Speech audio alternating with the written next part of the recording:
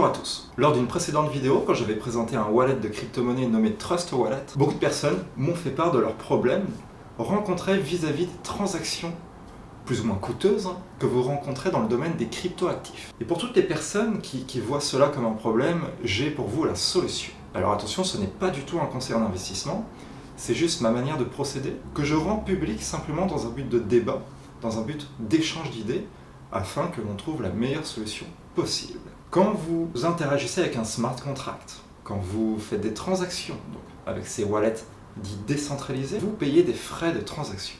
Ok, donc ça c'est pour poser le contexte de la vidéo. Ces frais de transaction, donc, peuvent être parfois excessivement coûteux, dans le cas d'Ethereum, et relativement économiques sur la blockchain Binance, la Binance Smart Chain. À force de multiples transactions, ces frais commencent à peser lourd dans votre rentabilité.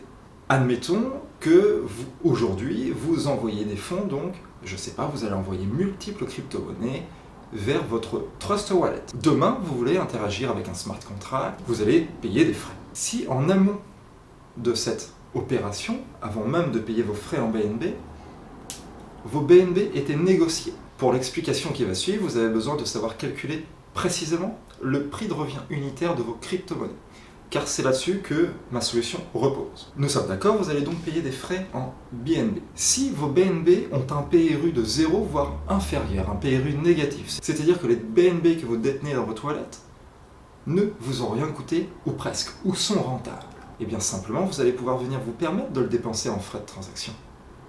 Car j'ai vu beaucoup de personnes dans les commentaires dire « Ah, pour faire des transactions, il faut que j'achète des BNB, ça m'a coûté 50 €, c'est la galère. » Non, cette situation doit être anticipée.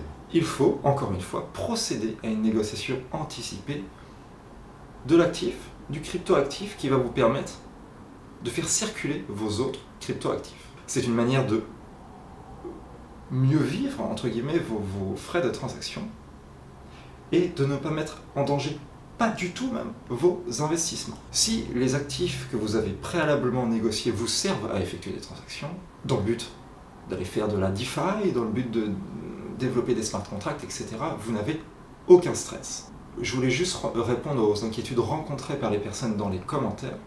J'espère que cette vidéo pourra servir, c'est ma manière de procéder. Si je rends public tout ça, c'est simplement pour amener au débat, aider les personnes qui ne savent absolument pas comment faire, et moi-même, si je suis tout à fait intéressé par recevoir d'autres solutions de fonctionnement, je suis à l'écoute de toute proposition.